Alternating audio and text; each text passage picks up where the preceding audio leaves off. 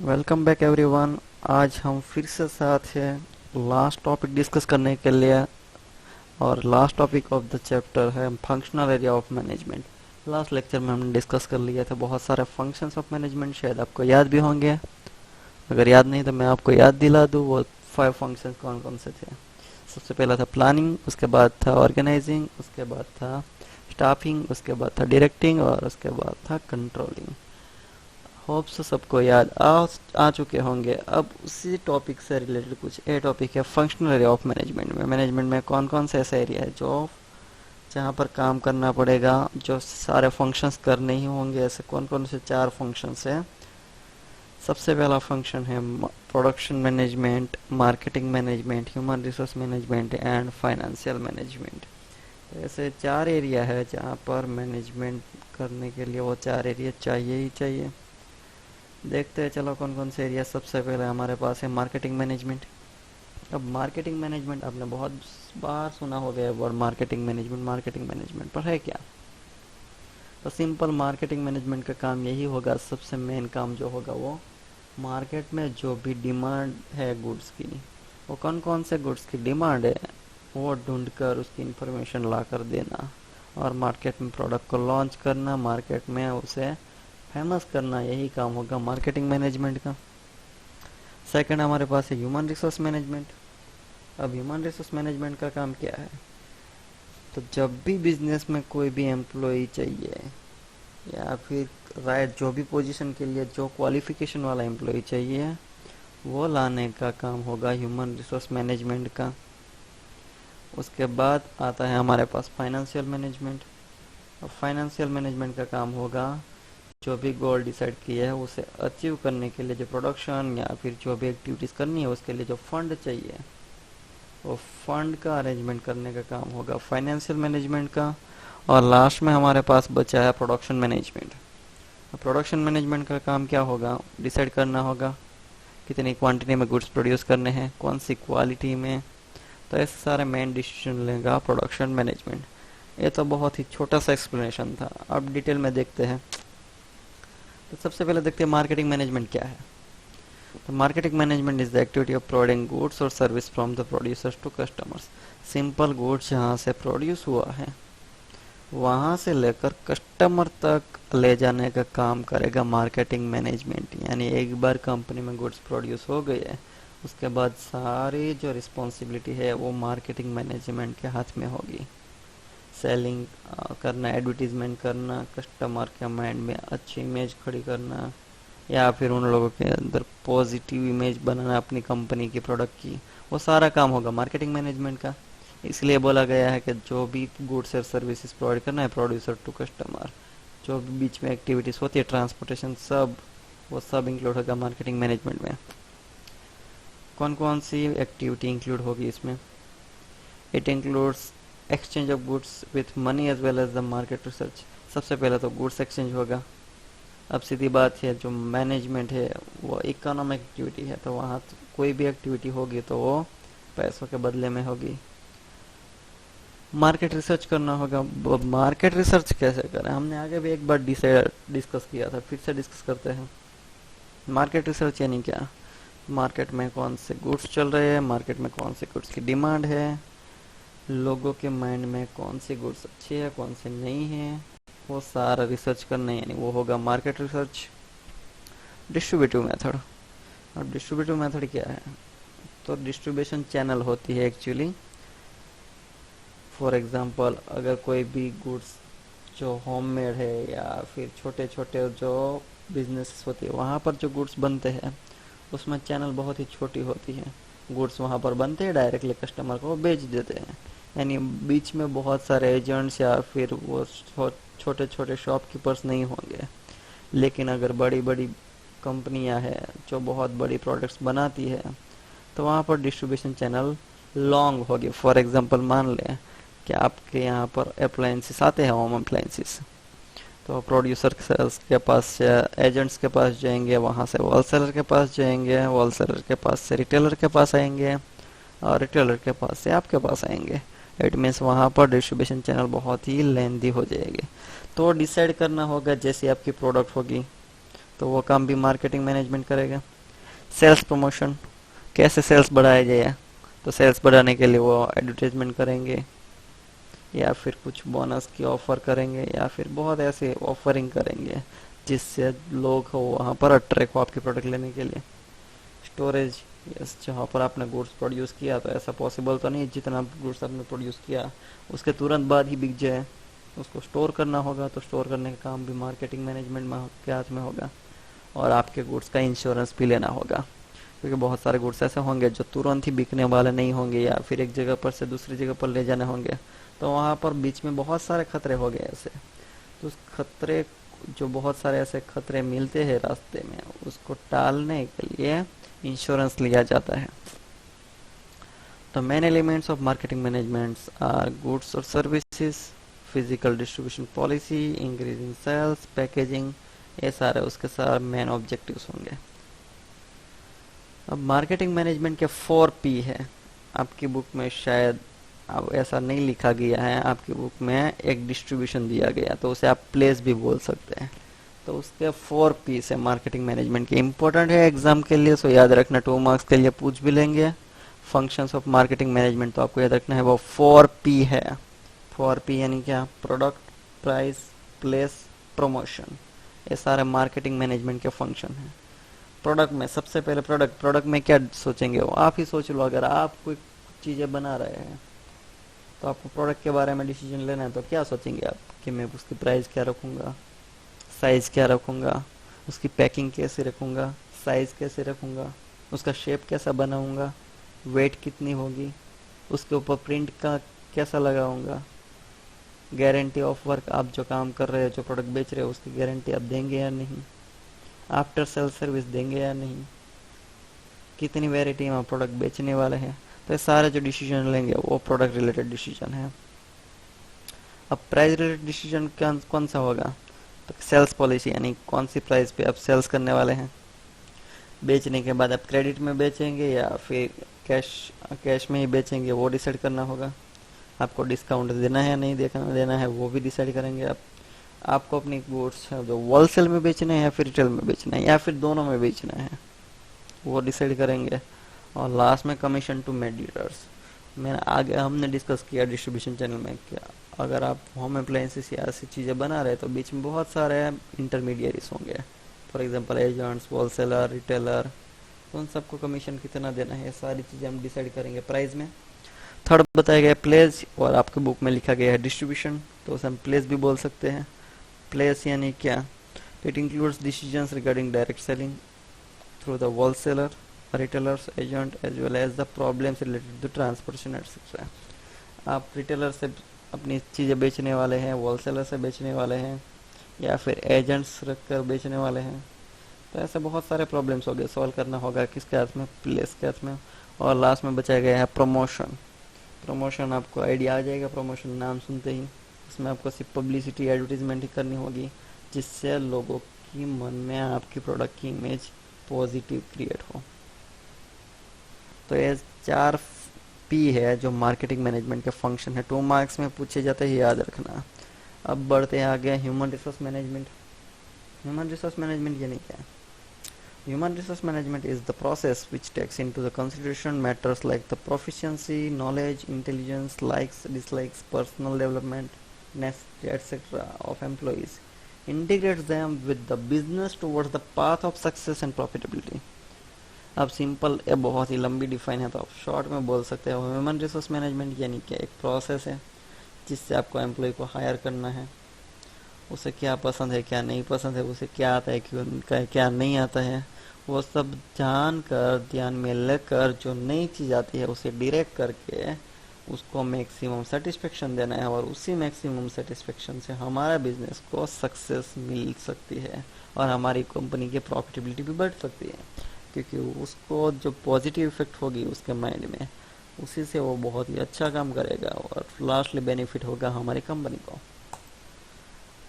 Human resource management का function क्या है हमने डिफाइन में देख लिया, अब यह अलग अलग पार्ट में डिवाइड कर दिया है, देखते हैं चलो। सबसे पहले बताया गया human resource management includes the selecting, training, promotion and direction to the employees. अब स्टार्ट होती है प्रोसेस, वहाँ से एक टाइप की वो प्रोसेस ही हमने डिफाइन में देखा। सबसे पहले उसे सिलेक्शन किया जाता है, फिर उसे ट्रेनिंग दी जाती है, फिर वो अगर प्रॉपरली काम सीख जाए, प्रॉपरली काम करता है, उसे प्रमोशन दिया जाता है। और वो कहीं पर भी अगर रुक रहा है या फिर उसे कुछ प्रॉब्लम हो रही है तो उसे डायरेक्शन दिया जाता है। तो सिंपल है, तो प्रोसेस है, पहले सिलेक्शन करो, फिर ट्रेनिंग दो, फिर उसे प्रमोट करो और उसके बाद उसे डायरेक्शन दो। तो पहला फंक्शन बहुत ईजी है। सेकंड देखते हैं। Human resource management enables to accomplish business objective by way of integrating them with the individual objective business objective। उस एम्प्लॉय के मन में हम एक ऐसी इमेज क्रिएट करते हैं कि हमारा जो बिजनेस का ऑब्जेक्टिव है वही उन लोगों का ऑब्जेक्टिव है। अगर वही मान के वो काम कर रहे हैं तो हमारा बिजनेस का ऑब्जेक्टिव इजीली हम अचीव कर सकते हैं। थर्ड बताया गया है basic function of human resource management to manage the employees as they are valuable assets of the business.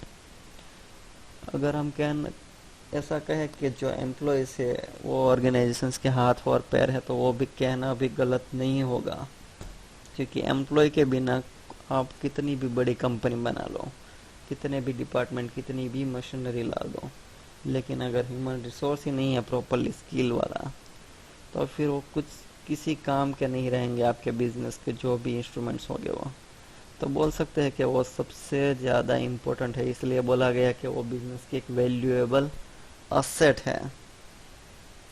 फिर आगे बताया गया it provide the proper training and thus develops a personnel for the job. अब हम जब training दी जाती है तो उसे प्रॉपरली ट्रेनिंग दी जाती है, जिससे वो पर्सनल प्रॉपरली जो हम जॉब के लिए चाहते हैं, जो क्वालिफिकेशन वाला, वही क्वालिफिकेशन वाला एम्प्लॉय हमें मिल सके। इसलिए हम क्या करते हैं, उसे प्रॉपरली ट्रेनिंग देते हैं। आगे बताया हमें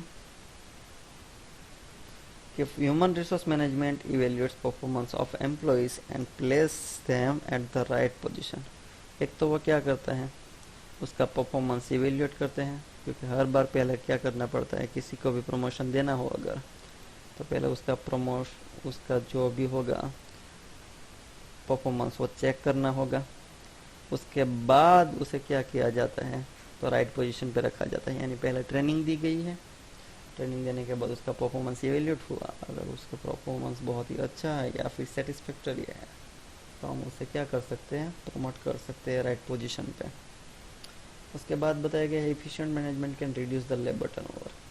जैसे सबसे बड़ा बेनिफिट है, अगर प्रॉपरली हम ह्यूमन रिसोर्स मैनेजमेंट करें तो जो लेबर टर्नओवर रेट होगा वो बहुत ही कम हो जाएगा। अब लेबर टर्नओवर यानी क्या, तो लेबर टर्नओवर यानी एक साल में या फिर कुछ फिक्स टाइम में कितने एम्प्लॉयज नए आते हैं और कितने निकाले जाते हैं, उसका जो रेशियो होता है उसे बोल सकते हैं हम लेबर टर्नओवर। तो जितने ज़्यादा सेटिस्फैक्टरी आपके पास लेबर होगे उतना ही लेबर टर्नओवर रेट कम होगा, और उसी बेनिफिट से हम क्या कर सकते हैं, तो can maintain the skillful employees for the longer period in the company, जिससे वो लॉन्ग टाइम के लिए हमारी कंपनी में टिक जाएंगे। और हमें भी पता है जो एक्सपीरियंस एम्प्लॉयज़ हो गया वो प्रॉपरली काम करके देंगे, ज़्यादा काम करके देंगे, और वो भी परफेक्शन के साथ काम करके देंगे। तो यहाँ पर proper human resource management compulsory है। As part of the human resource management conducive atmosphere is provided to employees which ultimately boost their enthusiasm। देखो यहाँ पर क्या बोला गया है, कैसा एटमोसफियर देते हैं हम, कंड्यूसिव एटमोसफियर।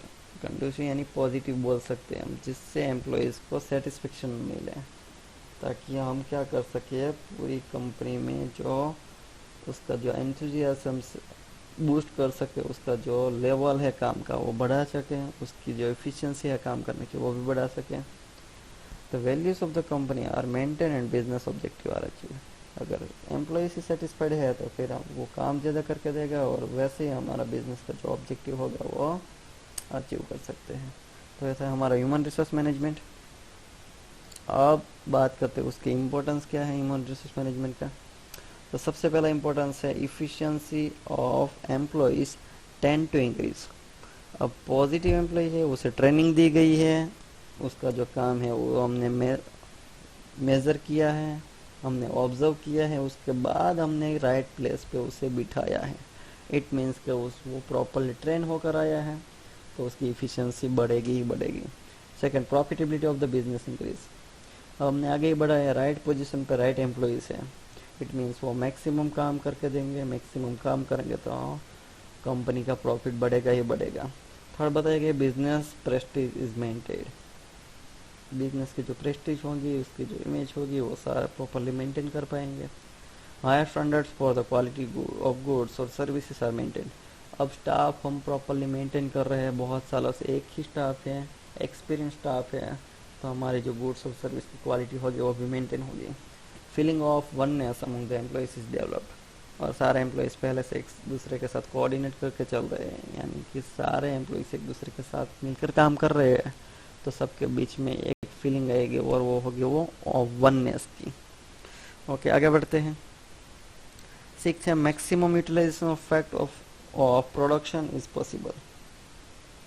हम क्या कर सकते हैं, जितने भी फैक्टर हैं हमें बताया, प्रोडक्शन के फैक्टर कौन कौन से हैं, लैंड, लेबर, कैपिटल, मशीन, ये सारे प्रोडक्शन के फैक्टर्स हैं, तो उसका मैक्सिमम यूटिलाइजेशन भी कर पाएंगे, क्योंकि सारे जो फैक्टर्स है वहाँ पर काम करने वाले स्किलफुल एम्प्लॉइज हैं, तो उसे पता है उसका मैक्सिमम यूज़ कैसे करना है, तो हम जो सारे फैक्टर ऑफ प्रोडक्शन है उसका मैक्सिमम यूज़ कर सकते हैं। Reduction in labour turnover rate, हमने आगे भी देख लिया फ्यूचर में कि अगर पॉजिटिव इमेज है जो एम्प्लॉयज़ है उसके माइंड में, और हमने प्रॉपरली वर्क एनवायरनमेंट क्रिएट करके रखा है एम्प्लॉयज़ के लिए, तो लेबर टर्नओवर रेट तो वैसे भी कम होने वाला है। नेक्स्ट है job satisfaction among the employees. अब हम प्रॉपरली उसे ट्रेनिंग देते हैं, प्रमोशन देते हैं, हम इन शॉर्ट कह सकते हैं उसके काम की वैल्यू करते हैं, तो उसे भी सेटिस्फेक्शन मिलेगा एम्प्लॉयज़ को। नाइन्थ बताया गया, employees get job satisfaction which final turns into an environment of industrial peace. और अगर एम्प्लॉयज़ को सेटिस्फेक्शन मिल रहा है, इस मीन्स के वो लोग स्ट्राइक नहीं करेंगे, वो लोग चुपचाप अपना जो काम करना है वही करेंगे सेटिस्फेक्शन के साथ, तो हमारी जो इंडस्ट्री है उसमें पीसफुल एनवायरनमेंट बना रहेगा। चलो आगे बढ़ते हैं। Financial management. अब फाइनेंशियल मैनेजमेंट यानी क्या, financial functions means the functions of acquisition यानी लाना, यूटिलाइजेशन यानी यूज़ करना, एंड एलोकेशन यानी जो भी एरिया है वहाँ पर अलग अलग जगहों पर डिस्ट्रीब्यूट करना। तो सिंपल फाइनेंशियल मैनेजमेंट क्या है, पैसा लाना जितने चाहिए बिजनेस को, उस पैसों का यूटिलाइजेशन करना, यूज़ करना, और फिर उसे अलोकेट करना हर एक डिपार्टमेंट में, जितने पैसों की जितने फाइनेंस की ज़रूरत है उस सबको डिवाइड करना, यानी लाना, यूज़ करना और डिस्ट्रीब्यूट करना। अब फंक्शंस क्या है फाइनेंशियल मैनेजमेंट के, तो सबसे पहला फंक्शन है to estimate the financial needs. हम फाइनेंशियल नीड्स को एस्टिमेट कर सकते हैं कि हम प्रॉपरली पहले से बजट बनाकर चलते हैं। सेकंड बनाया to make the financial plans from the point of view of time duration. अगर हमारे पास प्रॉपरली फाइनेंस का आइडिया है तो हम क्या कर सकते हैं, फाइनेंशियल प्लान्स पहले से बना सकते हैं, कौन से टाइम में कितना फाइनेंस चाहिए वो प्रॉपरली हम एक्सपेक्ट कर सकते हैं।